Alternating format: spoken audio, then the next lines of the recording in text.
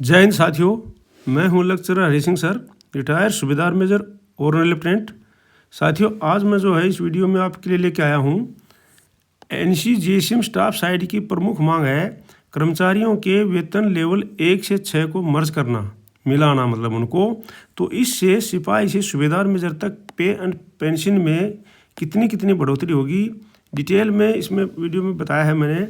तो इस प्रकार से अगर आप इस वीडियो में नए बने हैं तो सब्सक्राइब कर लीजिए, लाइक कर दीजिए और शेयर कर दीजिए ताकि सबको इन्फॉर्मेशन मिलती रहे।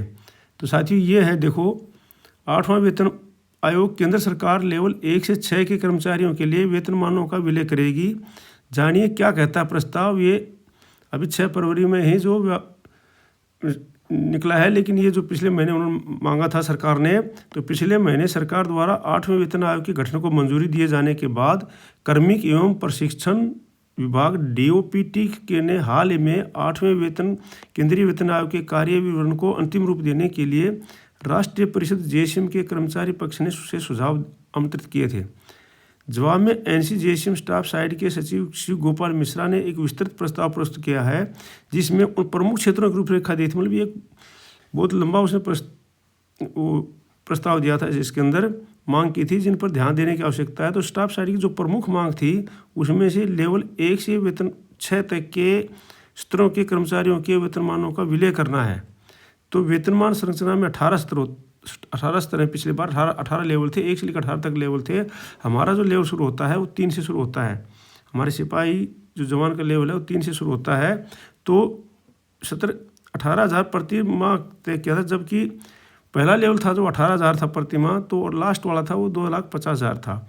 अब उन्होंने मांग किया है कि लेवल 1 को लेवल 2 के साथ विलय कर दें, लेवल 3 से के साथ में लेवल 4 को विलय कर दें और 5 के साथ में लेवल 6 को विलय कर दें।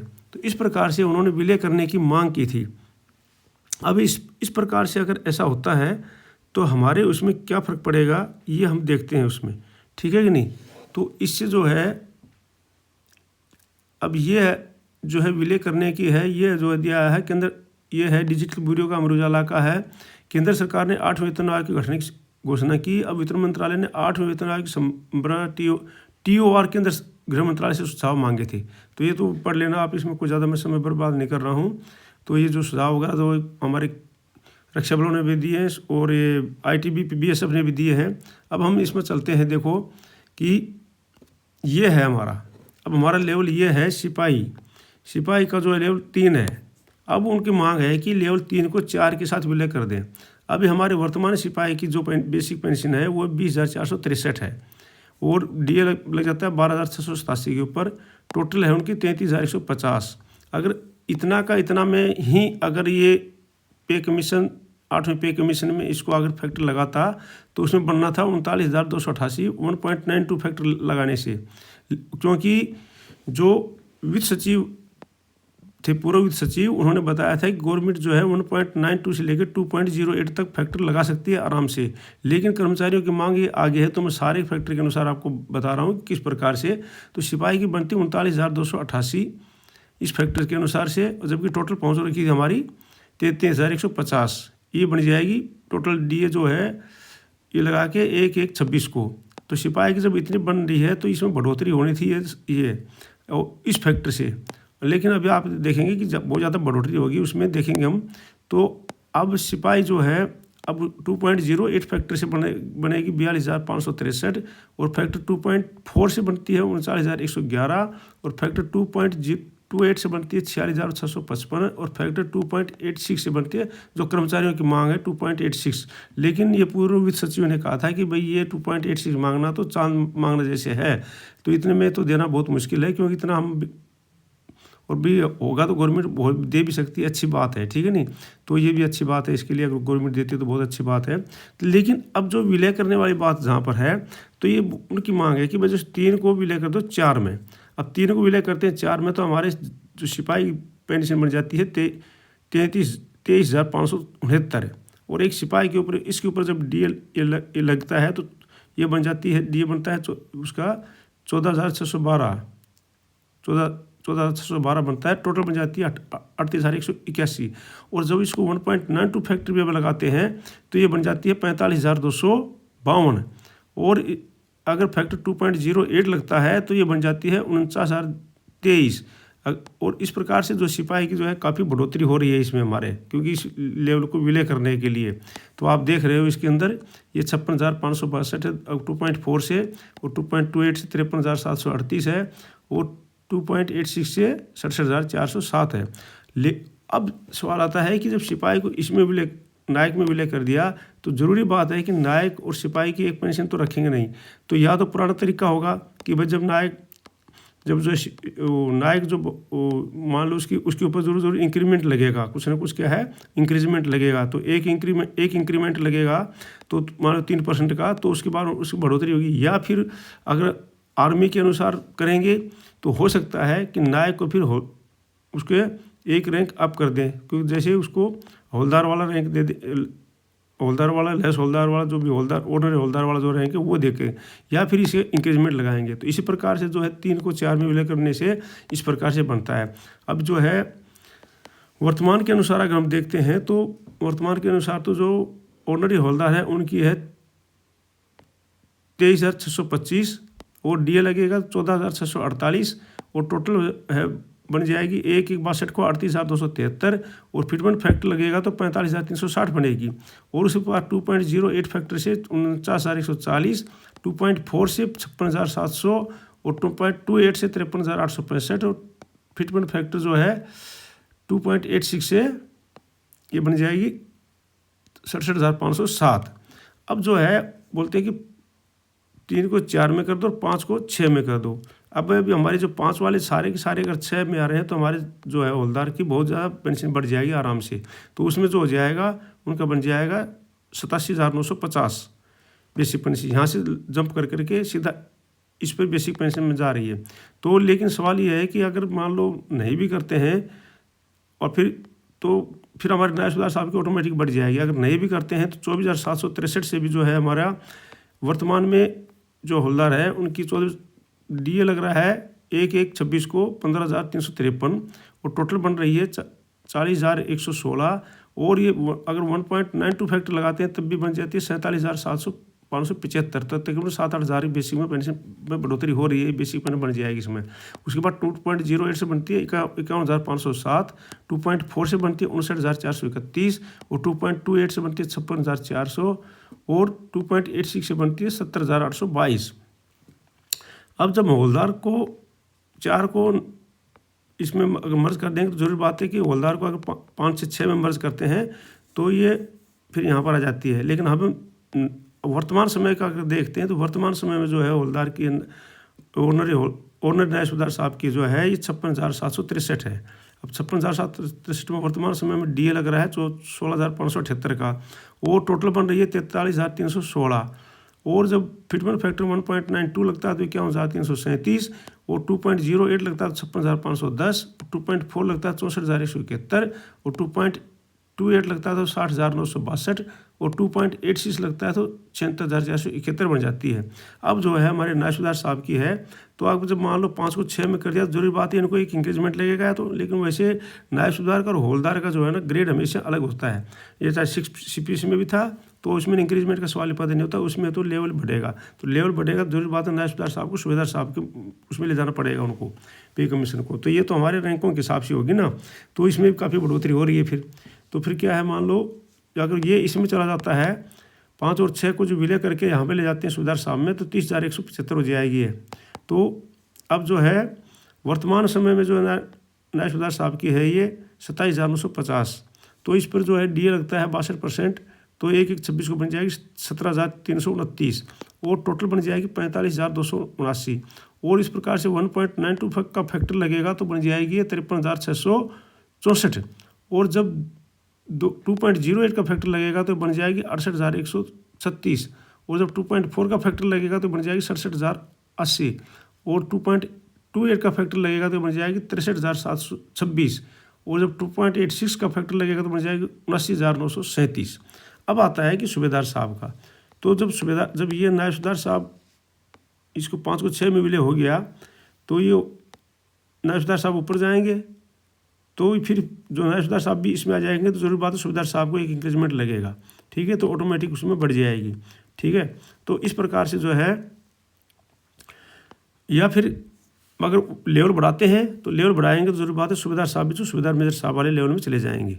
तो जब सूबेदार मेजर साहब वाले लेवल में चले जाएंगे तो 34,575 हो जाएगी। लेकिन वर्तमान में जो सूबेदार साहब की है वो है 28 साल में 30,175 है और 30 साल में 31,500 टेबल के अनुसार है। क्योंकि वैसे तो जो है सूबेदार साहब का 32,000 से ऊपर भी ले रहे हैं, क्योंकि वो उनकी बेसिक पेंशन के ऊपर वो पहले के जो 2014 से पहले के हैं उनके लिए है, वो ज़्यादा ले रहे हैं, तो इसलिए उनकी बढ़ी नहीं है। तो क्योंकि इसमें विसंगति थी, क्योंकि जेसीओज की पेंशन नहीं बढ़ी है, लेकिन अभी जो है ज़रूर बढ़ेगी इसमें, क्योंकि इसमें इसलिए सरकार प्रयास कर रही है या तो जेसीओज को गजेटेड ऑफिसर की पेंशन दिलाएगी, जो मैंने पहले वीडियो बनाया हूँ उसको आप दे सकते हो, वो 100% गजेटेड ऑफिसर की पेंशन मिलेगी जेसीओज को, और गजेटेड ऑफिसर की पेंशन मिलेगी तो नायब सूबेदार की पेंशन यहाँ से शुरू होगी।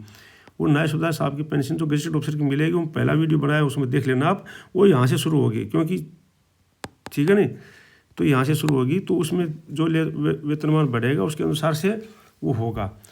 तो वो तो बात की बात है। लेकिन अगर वर्तमान में हम देखें सूबेदार साहब की, तो 28 साल में है 30,175 और 30 साल में 31,105। तो 28 साल वाले साहब की 18,709 जो है डीए बनता है, 30 साल वाले साहब का 19,530 बन रहा है। जो 28 साल वाले साहब हैं उनका 48,884 बनेगा टोटल 1/1/26 को, एक और जो 30 साल वाले साहब हैं उनका 31,030 बनेगा 1/1/26 को। अब उनको फिटमेंट फैक्टर अगर 1.92 लगता है तो 57,930 बनेगा, और 30 साल वाले साहब का 60,480 बनेगा। इसी प्रकार से 2.08 से 62,764 और 65,530 बनेगा। इसी प्रकार से 2.4 से 74,420 और 75,600 बनेगा। इस प्रकार से 2.28 से 68,796 और 71,820 बनेगा। इसी प्रकार से फिटमेंट फैक्टर जो 2.86 से 86,300 और 90,090, इस प्रकार से इस सूबेदार साहब का है। अब सूबेदार मेजर साहब का है। अब सूबेदार मेजर साहब, जब सूबेदार साहब मान लो इसमें आ जाते हैं, एक लेवल ऊपर हो जाएगा, ऑटोमेटिक होगा जब ये मर्ज करेंगे तो सूबेदार साहब इसमें आ जाते हैं 14,500 में, तो सूबेदार मेजर साहब जाएंगे लेवल 9 में। और वैसे भी लेवल 9 में जाना है सूबेदार मेजर साहब ने, क्योंकि जब गजेटेड ऑफिसर की पेंशन देंगे तो ये सारे ऊपर आ जाएंगे, लेवल 9 में जाएंगे। तो लेवल 9 का जो पेंशन है वो तकरीबन बनता है 38 के लगभग, 38,000 के लगभग बनता है। 9 लेवल जो कि हमारा भी कोई भी है नहीं उसमें ना, क्योंकि ऑर्डिनरी लेफ्टिनेंट साहब हैं वो 10 में चले जाते हैं सीधे की सीधे, सूबेदार में 8 में रह जाते हैं, 9 में किसी को डाला नहीं गया है हमारे को जेसीओ रैंक में या किसी ऑफिसर साहब रैंक में, तो वो इसमें डिटेल में नहीं है। तो वो जो अगर जाते हैं तो फिर क्या है, फिर वो लगभग बढ़ जाएगी 38,000 के लगभग हो जाएगी उनकी। लेकिन अभी अगर वर्तमान में भी हम देखते हैं तो 34,575, और वैसे भी अगर मान लो नहीं उस लेवल में नहीं डालेंगे तो सूबेदार साहब से एक इंक्रीमेंट तो लगना ही लगना है जो सूबेदार मेजर साहब बनेंगे।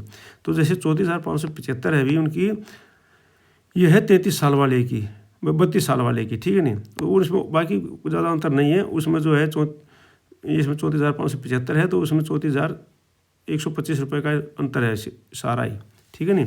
तो इस प्रकार से जो है ये जो है डीए बनेगा उनका 21,437, वो टोटल जो है बनेगी 56,012, और फिटमेंट फैक्टर 1.92 भी लगाते हैं तो तब भी उनकी फिक्स होगी 66,384 पे, और अगर 2.08 लगाते हैं तो 71,916 पे लगेगी, और फिटमेंट फैक्टर 2.4 लगाते हैं तो 82,980 पे लगेगी, और अगर फिटमेंट फैक्टर 2.28 लगाते हैं तो 78,831 पे लगेगी, और अगर फिटमेंट फैक्टर 2.86 लगता है तो 98,885 लगेगी। मैंने सारे फैक्टर आपको निकाल के दिखा दिए हैं। अब आ जाते हैं कि ऑर्डिनरी लेफ्टिनेंट साहब, तो ऑर्डिनरी लेफ्टिनेंट साहब का तो जो है लेवल 10 में है। तो जो ऑर्डिनरी लेफ्टिनेंट साहब 32 साल से नीचे हैं उनका है 40,700, मतलब उनका 40,750 है। 30 साल वाले साहब का है 41,200 है ये, उसमें 32 साल से नीचे वाले का, ठीक है नहीं, तो 2 है ये।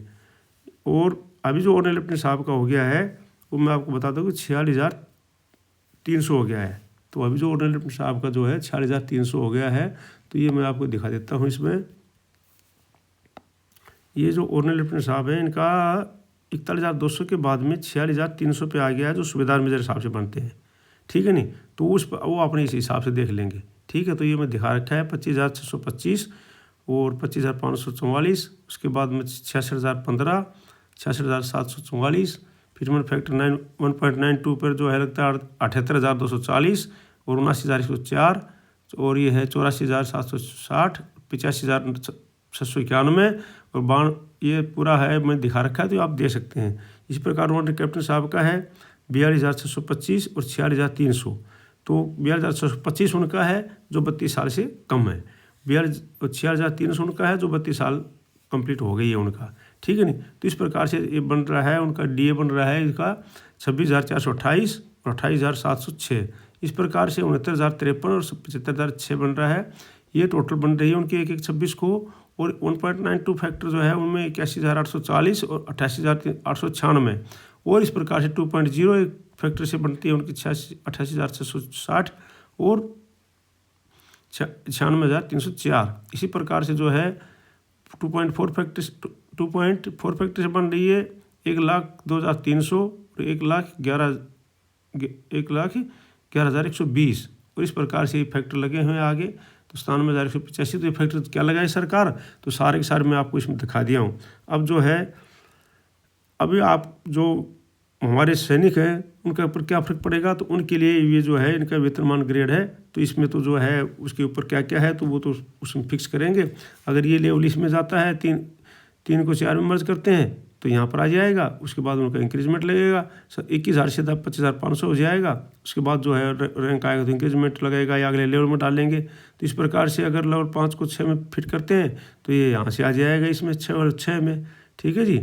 और इस प्रकार से अगर लेवल फिर जब 6 को फिट करेंगे तो जरूर बात है उसको 6 वाले को जो हमारे नायब सुबेदार साहब हैं, जो नायब सुबेदार साहब हैं उनको जरूर बात है इंक्रीजमेंट लगेगा, या उनको लेवल 7 में लाएंगे, और या फिर इसी सुबेदार साहब हैं तो उस समय अगर वो ऊपर बढ़ेंगे तो या तो उनका लेवल ऊपर बढ़ाएंगे या फिर उनको इंक्रीजमेंट लगेगा वहाँ पर प्रमोशन होते ही। इसी पर सुबेदार साहब तो ऑटोमेटिक फिर 9 में आ जाएंगे, 9 वाला खाली है, तो यहाँ तक जो है ये आप बेसिक पेंशन और इसमें देख सकते हैं पूरा आराम से, ठीक है नहीं। तो ज़्यादा वीडियो लंबा हो जाएगा, इसलिए मैं अब सारा इस पर एयरफोर्स आर्मी नेवी के हैं सारे लेवल, और इसमें जिस साहिबान को ज़्यादा देखना है तो देख सकते हैं। आप इस वीडियो को ज़्यादा शेयर कर दीजिए, लाइक कर दीजिए और सब्सक्राइब कर लीजिए। मैं हर रोज़ आपके पास कोई ना कोई नई इन्फॉर्मेशन जो मिलती है वो भेजता रहता हूँ। वीडियो देखने के लिए आपका बहुत बहुत धन्यवाद। जय हिंद, जय भारत। मिलते हैं अगले वीडियो में किसी नए समाचार के साथ में। Thank you for watching video. May you live long, God bless you.